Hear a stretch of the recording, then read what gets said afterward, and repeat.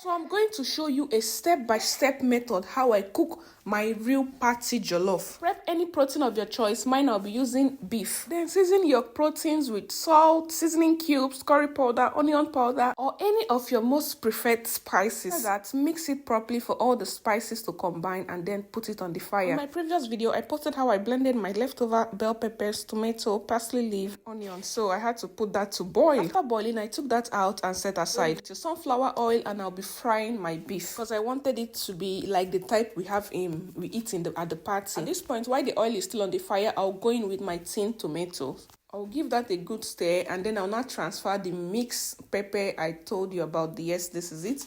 I parboiled it and made it dry. I'll transfer it inside my frying tomato, and I'll stir that very well and let it to fry. Like, you have to let it to fry very well so that any kind of water, like, you will not have any water and it will not slap, I already added onion while blending my peppers, but I had to top up a bit more onion, gave that a good stir, and now you go in with your seasoning. I added seasoning cube, I added salt, I added curry powder, and I added my bay leaf. I had to give that a good mix again. I added also cayenne pepper, the pepper that will make it, a bit spicy, but not too much spicy.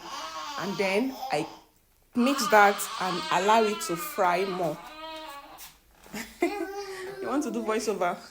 I allowed it to fry more. By the way, I took some of the sauce to make peppered beef with my beef that I had fried already. Beef tasted very, very good. After transferring the meat out, I'll have to now put the meat stock, the stock I use in steaming this meat. I'll pour it into the sauce and I'll give that a good stir. Allow it to boil for some time, and then I will now transfer it. You see, it's well boiled. It has fried very well. See the oil. I will now transfer it into a bigger pot that will be enough for the rice.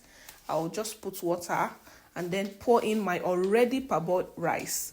After putting it, I will give that a good stir and just top up with a little water. The water should be a little bit above the rice, not too much. Then you test it and start adjusting your seasoning. We put seasoning in the sauce, the meat stock, and the seasoning in the stew. So now you add a little bit more seasoning according to how it is. See me, I just added 3 things, just pepper, salt, and seasoning cube, Maggi. I let it to boil and cover it. Then after I open it, I gave it one stir so that everything will mix. Not the one that up will be strong and under will be softer. You mix it very well, cover it again, and allow it to cook. When I opened it, this is what I got. I added onion, topped in more onion, and just cover it for the last time for it to cook.